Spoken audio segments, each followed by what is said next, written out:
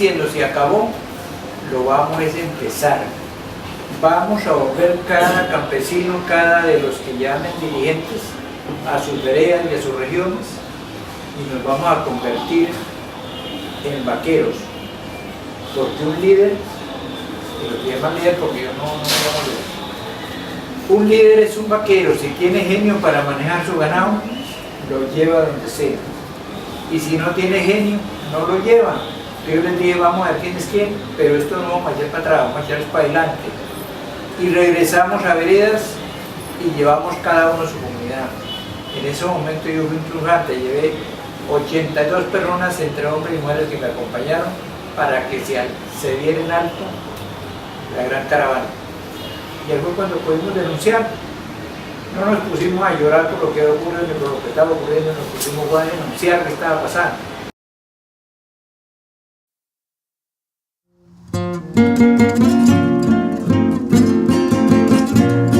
La zona que comprende la Reserva Campesina del Valle del Río Cimitarra se conforma inicialmente en su mayoría por población campesina que huye de la violencia bipartidista de los años 50.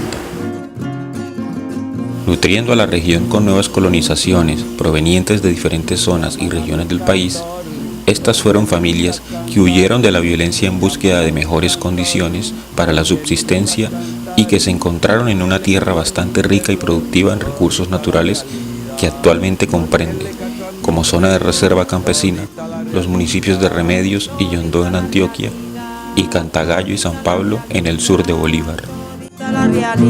Es una colonización que comienza desde los años 70, entre la década del 60 y 70, pero que comienza con niveles muy bajos y al paso que se va agudizando el conflicto, pues alcanza hoy entonces un nivel tan alto como saber que hoy en esta colonización de nuestra región habitamos 30.000 campesinos en este momento.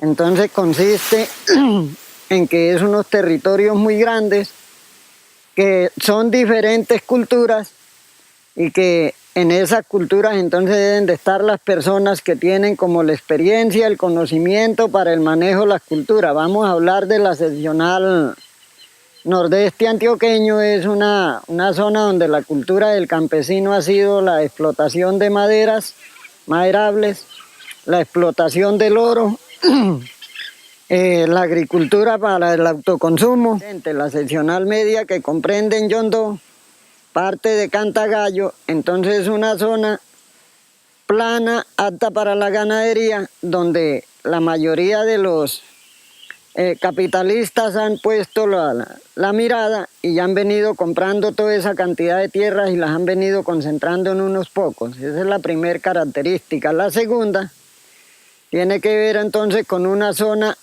de producción de petróleo.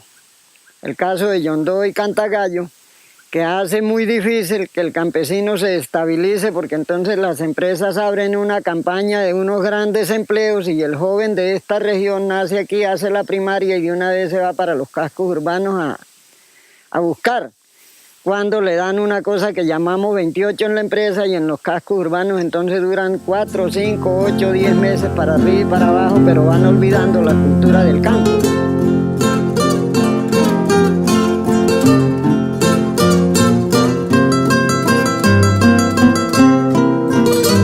La violencia en la región, el conflicto entre actores armados y el fuerte ataque del paramilitarismo al campesinado son detonantes del éxodo campesino hacia Barranca Bermeja en 1996. La zona de reserva campesina que se formula en la Ley 160 de 1994 no había sido garantizada por el Estado colombiano, y es a partir de este momento en que el campesinado de la región decide organizarse para defenderla. La CDC tuvo unos periodos fuertes en cuanto a la persecución y estigmatización. Cuando se crea la Asociación Campesina del Valle del Río Cimitarra en 1996, se llegaron a unos acuerdos con el gobierno en el cual se proponían que se pararan las fumigaciones aéreas y el tema del paramilitarismo, que eso era lo que estaba afectando a las regiones, a las comunidades, porque se daban bloqueos económicos por parte de grupos paramilitares, y también había tenían como una fiscalización, unos retenes por parte del ejército. Además de eso, pues en medio de todo ese caos, de toda esa problemática social, logra surgir la CBC en medio de las demandas y exigencias de las comunidades. Fue por los fuertes operativos cuando había el bloqueo económico, que no dejaban de entrar los alimentos, era muy restringida la llegada de los alimentos para la población. Y eso hizo también de que la población empezara a exigirle, a exigir de que debía haber un mercado grande para que no hubiera ese bloqueo económico para la región. Campesinos que cogían, campesinos que torturaban o asesinaban. Y nos hemos mantenido porque nos organizamos. Comenzamos a buscar formas de buscar salidas al bloqueo económico con una cooperativa de pequeños y medianos consumidores y productores, pero a finales de los años 80, en los años 90, comenzó una persecución contra la cooperativa que teníamos personería jurídica, y ahí a finales de los años 80 quemaron la cooperativa por primera vez. Desde su creación, la ACBC fue blanco de ataques por parte del establecimiento y grupos al margen de la ley, lo cual solidifica y transforma su estrategia de resistencia en el territorio, generando nuevos procesos productivos al interior de la región. De esta manera, empiezan a visualizarse los liderazgos y la autogestión económica con el fin de sobrevivir al conflicto. No obstante, estas iniciativas también son atacadas por la fuerza pública y el creciente paramilitarismo. Nadie sabía qué era un éxodo, qué era una marcha. Y llegamos aquí a Barranca, huyendo a dos cosas: la incursión paramilitar que venía bajando de el sur hacia el norte, por el Magdalena abajo, empezando por abajo, Boyacá y parte de Caldas, incluyendo ya Puerto Berrío y Salta, Yondó, Barranca Bermeja. Entonces, cuando no se habla paramilitarismo, no del MAS, muerte a secuestradores MAS. Es una cuestión tan temible que era como vernos la muerte física, porque todo lo que fuera de izquierda o que perteneciera a organizaciones sociales era perseguido implacablemente. Y esa cooperativa, pues la gente, cuando veía que venía el ejército, la gente salía huyendo para no dejarse aporrear de la fuerza pública. Cuando la gente salía y se quedaba la tienda cerrada, entonces la violaban y saqueaban todo, lo que no se comían, lo destruían, lo quemaban y lo rompían con cuchillos y regaban en todo el caserío los alimentos que habían dentro de la tienda. Ya el paramilitarismo tenía en su agenda la toma del Magdalena Medio y no permitiría que ninguna organización defendiera los derechos de los campesinos. Y ahí empezó una ofensiva contra los compañeros dirigentes y los asesinaron a la mayoría. Creo que si habemos como 2 sobrevivientes es mucho. Cuando la incursión paramilitar, también ya los medios de transporte que teníamos, que era el motorcanoa, porque llevaba el surtido de Barranca Bermeja. Entonces en una parte como La Rompida, ahí se hacían los paramilitares y saqueaban también las canoas donde iban los productos. También asesinaban los transportadores que nos llevaban los productos, y cuando eso, pues entonces ya se tomó otra alternativa de que entonces nos tocó adoptar por acompañamientos internacionales para que fueran acompañando la mercancía que se llevaba para las tiendas, para el sustento de la población civil. Esto conllevó a que muchos operativos, muchos quemas de caserío, se iniciaron las marchas campesinas. Yo creo que las últimas marchas que hubieron fue la marcha del 96, en la que se creó la Asociación Campesina, se formuló una organización que defendiera a los campesinos dentro de esta región, por el desconocimiento total que ha habido.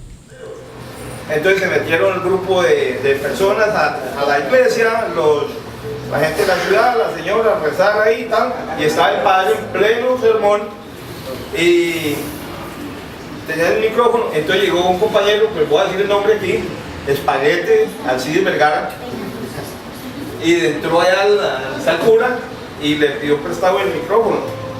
Entonces, pero muy brutico, entonces les dijo que: bueno, señores, buenas tardes, tengo que decirles que esto es una toma.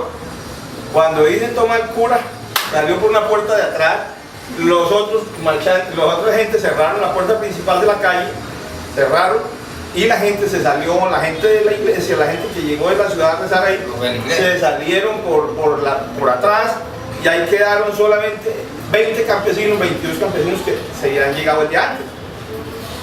Entonces, por ahí al ratico, por ahí entró la policía, por ese mismo hueco, porque aquella puerta estaba cerrada. Llegó la policía y le preguntó: ¿ustedes qué hacen aquí? Entonces le dijeron: no, nosotros vinimos aquí a dormir. Entonces lo agarraron de una mano, le abrieron esta puerta, porque la puerta tenía una llave grande, entonces abrieron la puerta y los pasaron al parque infantil y les hicieron un cerco ese con cinta que dice peligro. ¿Ustedes han visto la cinta amarilla y negro, no? De peligro, ahí ubicaron la agencia. La causa del conflicto en Colombia ha sido el mismo, la misma característica. Y la lucha ha sido por las tierras fértiles. Donde hay riqueza, donde hay ese potencial, donde ha habido conflicto. Y donde además se ha agudizado la estadía de los grupos armados. Tanto el Estado como defensor de sus intereses, como los que no son grupos del Estado. En el año 1999, el 29 de septiembre, hicieron la incursión los grupos paramilitares en el sur de Bolívar. Hicieron la primera incursión en el corregimiento Cerro Azul, y de los cuales violando los derechos humanos y violando los derechos internacional humanitario, en ese entonces hubo el enfrentamiento entre paramilitares y las guerrillas que habían en ese sector. Y eso perjudicó muchísimo a los campesinos y campesinas que vivíamos en ese entonces. Mucha gente salió también desplazada, temiendo el temor del paramilitarismo, porque era un problema vivir uno en el campo.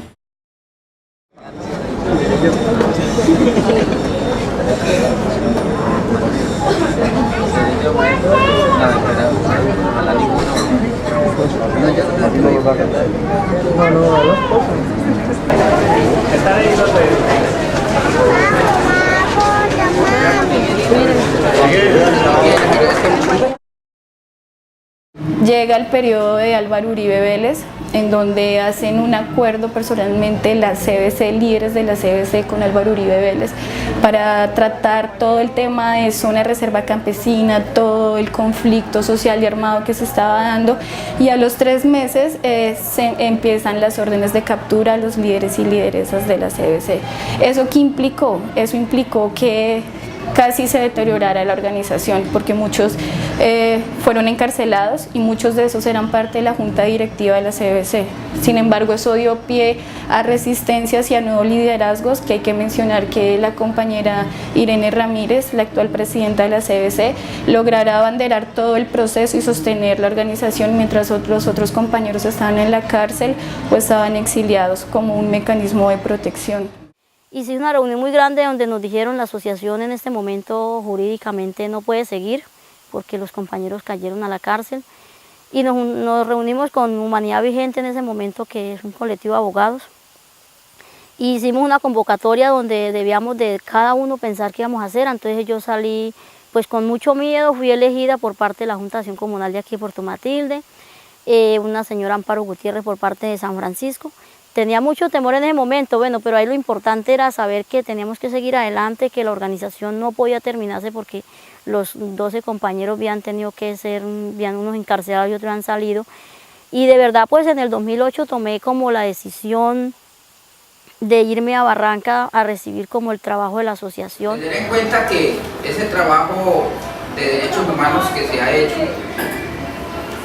que se hizo pues en la región, para que la gente entendiera qué era un conflicto, qué era un territorio y para qué y de quiénes era el territorio, pero sobre todo entendiera los derechos propios como hombres y mujeres que estábamos en la región.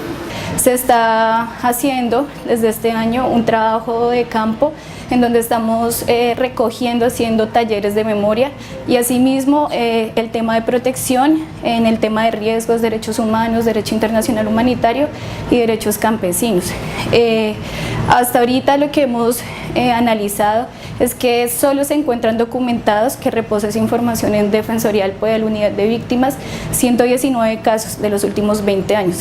Pero trabajando con las comunidades nos damos cuenta que hay muchas cosas que se quedaron en silencio. Y la lucha no ha sido fácil. Una ha sido por el conflicto armado que hay lógicamente en el país, ya se sale de la región. Entonces en ese sentido la violación de derechos humanos, el encarcelamiento a líderes, el asesinato, falsos positivos que han hecho, incluso a mí me asesinaron un hijo eso fue exactamente el 27 de enero del 2008. Y yo pues estuve también del 19 de enero al 10 de junio, el 19 de enero del 2008 al 10 de junio del 2009 en la cárcel por este trabajo. Entonces uno mira que esa ha sido una de las luchas duras y la otra ha sido también porque en la erradicación de cultivos ha habido mucha violación al medio ambiente, lógicamente violación a los derechos humanos y al derecho internacional humanitario. Entonces la lucha ha sido por la denuncia, por afrontar todas estas clases de situaciones y lógicamente por la tierra y el territorio y el mismo medio ambiente. En agosto del 2005 iban a matar a Milcar Calle y porque está el acompañamiento allá adentro que no sucedió otra vez que nos iban a matar y tenían una lista de acabar con los directivos que hablábamos, que porque uno hablaba de pronto lo que estaba pasando en las reuniones de junta, porque como uno siempre hemos trabajado siempre ya ellos con las juntas de acción humanitaria, con las juntas de acción comunal. Que se dé un proceso de reparación colectiva y que las propuestas la hagan desde Bogotá, desde Defensoría del Pueblo, creo que no tendría validez alguna.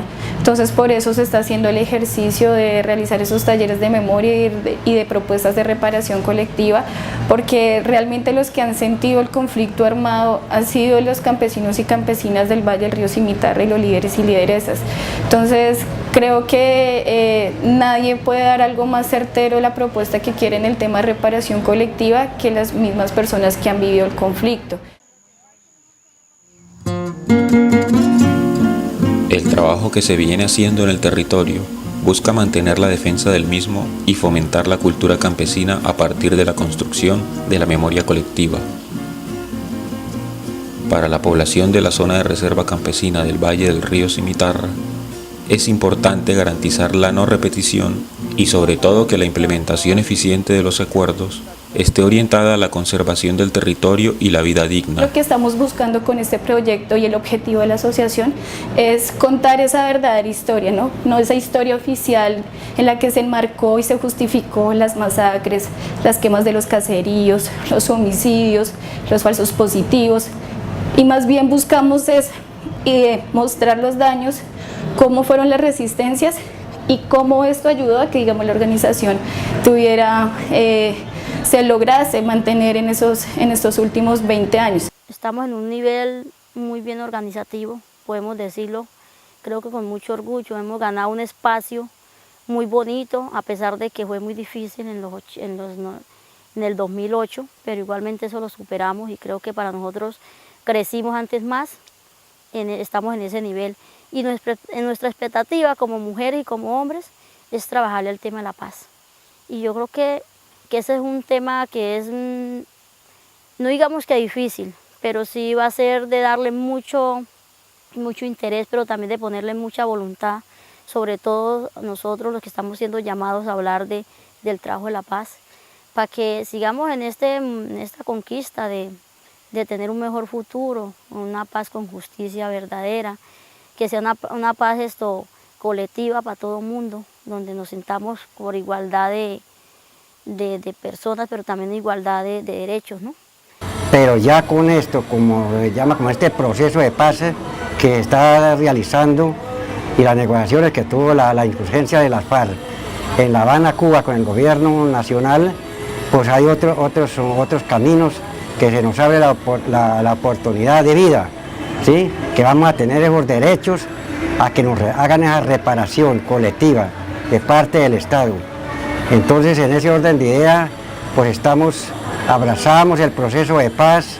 Nosotros esperamos que la CBC vaya a ser la sombra de nosotros, ¿Cómo vamos a que algún día nos pregunten siquiera qué ha pasado en su territorio? ¿Cuáles han sido sus familias perecidas? Pero no se ha visto. Pero esperamos que por medio de la CBC sí tiene de verdad fundamento, derechos humanos lo tiene la CBC. Entonces nosotros estamos ahí y somos la CBC. Ahorita estamos alrededor de huertas, de talleres, de educación, estamos también trabajando un poco lo de cultura, rescatando esa cultura para los niños y jóvenes y adultos, ¿no? Entonces estamos trabajando, una cosa nos lleva a la otra, creo que entre hombres y mujeres estamos mejorando esta decisión que hemos tomado como campesinos, pero también esta apuesta a la vida de cambio de nuestros derechos, ¿no? En el año 2007 la aplicamos en la práctica, cuando el Estado persiguió, encarceló a 6 de nosotros y mantuvo ausentes, refugiados a otros, y estaba asesinando a los campesinos con el famoso falso positivos. El campesinado escribió la historia con una consigna que dijo: estemos donde estemos, tenemos el mismo compromiso. Así no estemos juntos, la consigna es estar hasta el final. Y yo creo que aquí cada campesino y campesina que estemos comprometidos con este proceso, este es un punto de partida, pero el día de llegada también va a existir ese punto de cierre, de decir que la paz es posible. Entonces decir que desde hoy, y como siempre lo hemos estado, vamos a estar con ese legado de que aquí el campesinado no va a doblegar ante ninguna situación, y creemos que estamos más cerca que nunca de un proceso de paz como el que esperamos que sea pronto para la región. La población rural que habita campos y montañas en el silencio, levantemos la voz para reclamar lo que nos pertenece por derecho.